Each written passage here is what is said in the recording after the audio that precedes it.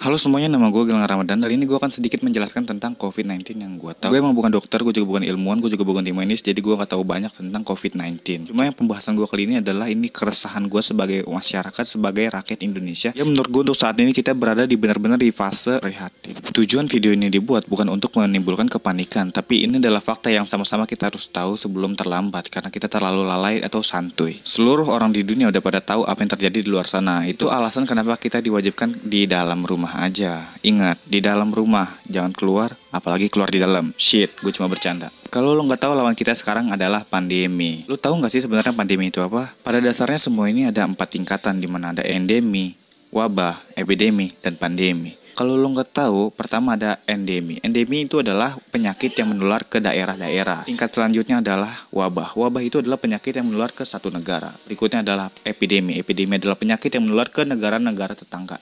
Dan terakhir adalah epidemi, penyakit yang menular ke satu dunia. Kenapa? Nggak percaya? Ini adalah data dari World Health Organization atau WHO. Faktanya, virus ini sudah menyebar ke 95% negara. Bener banget, kita udah nggak bisa lari lagi kecuali cuma bisa ngelawan. Dengan apa? Social distancing. Apa sih social distancing? Social distancing adalah jaga jarak sosial minimal lebih dari 1 meter. Gini menurut gua. Apa susahnya sih boy nurutin pemerintah? Lu diem-diem di rumah aja, masa kagak mau sih? Ya sama sih, sama. Gue juga gak mau diem-diem di rumah aja. Lu gak mau kan? Pasti di rumah aja lu juga mau keluar-keluar, nongkrong-nongkrong. Sama, gue juga. Tapi gak sekarang juga boy. Lu gak bisa seneng-seneng sementara lu lihat satu negara itu semuanya lagi merintih. Lu gak bisa seneng-seneng di atas penderitaan mereka semua boy. Emang apa susahnya sih self quarantine untuk sementara? Lu sadar gak sih seberapa beruntungnya diri lu saat ini? Lu bisa selamat sampai sekarang, walaupun sampai video ini dibuat udah ada 512.000 orang, 701 terinfeksi, 23.495 orang meninggal dunia di seluruh dunia. Kan pemerintah udah bilang kita bisa bantu menyelamatkan nyawa di seluruh dunia cuma dengan cara diem di rumah supaya virus itu nggak menular atau melambat dalam menular. Beruntungnya lagi, lu sampai saat ini bisa kumpul-kumpul sama keluarga lu. Coba bayangin mereka yang berjuang di garis depan, mereka juga sama boy. Mereka juga manusia, mereka juga punya keluarga yang nunggu di dalam rumahnya. Jadi please men, hargai perjuangan mereka. Karena kalau lu masih aja egois, sama aja bohong men. Mereka berjuang sama aja nggak ada manfaatnya buat lu. By the way, pemerintah kita mengklaim kasus corona yang terjadi di Indonesia itu sebanyak 1115, like a bullshit man. Bullshit.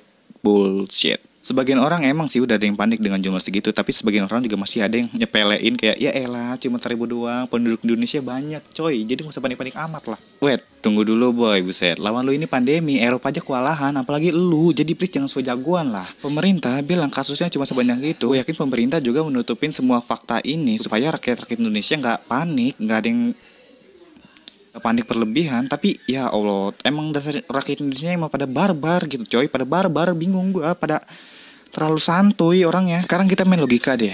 Indonesia ada di tingkat 4 dalam penduduk terbanyak di dunia. Karena pertama ada Cina, kedua India, ketiga USA, keempat Indonesia. Men, mikir, lu kira dengan penduduk sebanyak itu virus nggak bisa menular? Ya Allah. Jadi bener banget kan kalau pemerintah itu sebenarnya nutupin supaya lu semua nggak panik gitu. Gue yakin sebenarnya pemerintah tuh tahu seberapa banyak kasus yang terkonfirmasi di Indonesia. Cuma mereka cuma nutupin aja. Dan itu pun baru yang mereka tahu. Gimana kalau mereka yang belum ketahuan gitu loh. Karena virus ini sebenarnya bisa menginfeksi orang tanpa adanya gejala. Virus itu beratnya cuma 15 nanometer men. Itu ringan banget. Menurut gue ketika lu lagi jalan di kerumunan orang, terus ada orang positif, even dia batuk ataupun bersin, itu begitu dia bersin itu virusnya nggak langsung jatuh men. Itu seketika untuk beberapa saat dia melayang-layang dulu, jadi nggak langsung jatuh ke bawah gitu. Jadi menurut gue jaga jarak aman atau social distancing lebih dari 1 meter pun menurut gue itu kurang efektif lah. Karena kuncinya cuma satu. Tapi gue lupa naruhnya di mana. Enggak. Karena kuncinya cuma satu. Diam di rumah. Seriusan. Tingkatin imun dengan cara makan sayuran yang banyak, makan makanan yang seimbang, makan buah-buahan, jaga kesehatan, olahraga yang cukup, dan istirahat juga yang cukup. Setelah imun apa? Iman boy.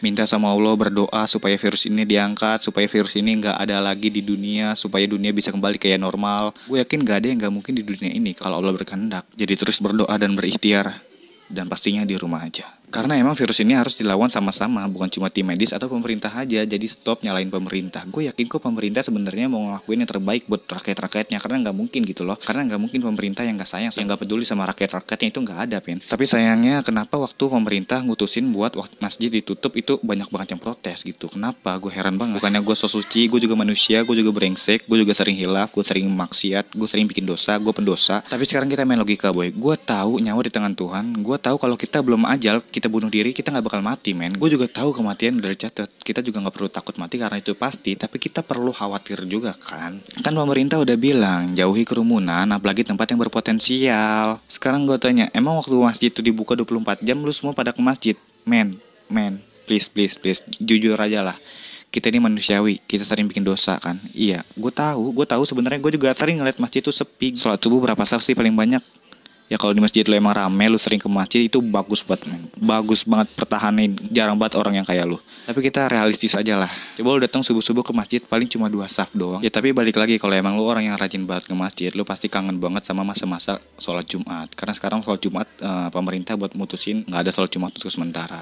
Tapi gue heran gini loh, kenapa sih masih aja pada protes-protes segala? Karena sebenarnya waktu zaman Nabi pun udah ada sholat, udah ada dianjurin untuk sholatlah di rumahmu. Bahkan waktu itu darurat corona, azan di Kuwait ditambahin sholatlah di rumahmu. Tapi kan kita sholat Jumat cuma sementara, nggak selamanya. Tenang aja. Toh juga ulama-ulama juga banyak yang terima. Tapi kenapa sih lu jaga? Aduh, jangan merasa so paling bener lah. Jangan merasa lebih bener dari ulama-ulama. Ustaz aja udah banyak banget yang terima. Kenapa lu masih kayak so jagoan gitu, so jagoan ngelawan pemerintah dan merasa paling bener? Enggak, men. Zaman Nabi waktu itu udah disuruh sholat di dalam rumah walaupun cuma ada badai. Cuma badai, men. Wah, apalagi ini corona. Tingkatnya itu udah pandemi satu dunia gitu, coy. Aduh. Tapi yang gue sayangkan sebenarnya kalau masih ada masjid-masjid yang melaksanakan sholat Jumat sementara semua masjid udah nggak ada yang jalanin. Menurut gue itu benar-benar sia-sia aja gitu, men, social distancing kita. Karena apa? Karena misalnya ada satu masjid yang masih menjalankan sholat Jumat sementara masjid-masjid yang lain udah nggak ada yang buka, udah nggak ada yang ngejalanin maksudnya. Justru itu yang paling beresiko karena semua orang pasti bakal kumpul ke sana semua. Sementara semua masjid emang semuanya udah ditutup. Masjid ditutup supaya nggak nularin virus lagi, supaya nggak ada tempat untuk orang berkumpul lagi gitu. Masjid ditutup supaya kita bisa cepat ke masjid lagi, men, logikanya. Supaya kita Ramadan, kita bisa tarawih, kita bisa sholat id, kita bisa salaman, kita bisa pelukan dan nggak perlu takut nularin virus lagi. Gue cuma mau bilang kelakuan lu yang terlalu nyepelin virus ini atau terlalu nyantuin urusan ini benar-benar ngerugiin banyak orang, men. Bukan lu cuma lu doang. Ini juga ngebahayain diri lu sendiri, ngebahayain keselamatan orang lain gitu, men. Kalau lu emang gak sayang sama diri lu sendiri, please lakuin ini buat orang yang lu sayang. Contohnya orang tua lu, keluarga lu, ataupun orang lain. Gue yakin social distancing ini emang berat dilakuin untuk sebagian orang. Jadi sebaiknya emang lu di rumah aja, jangan keluar-keluar dah. Kalau kita sendiri emang gak peduli sama negeri ini, terus siapa lagi? Coba rubah pikiran lu yang sementara itu lu mikir Indonesia selalu kalah dalam segala bidang, sementara Korea unggul dalam sains, Jepang unggul dalam teknologi, Indonesia gotong royong itu khas Indonesia banget. Contohnya kayak kerja bakti, ikut organisasi yang positif, itu khas Indonesia banget. Orang Indonesia itu selalu antusias sama organisasi yang potensial. Kita masih selalu banggain dan muji-muji negara lain, sedangkan kita malu sama negara kita sendiri. Kita pasti gini-gini aja gitu. Itu sebabnya kenapa kita harus sama-sama buat melawan virus ini. Jadi ayo kita buktiin kalau Indonesia bisa lawan virus ini bareng-bareng. Pasti ada jalan.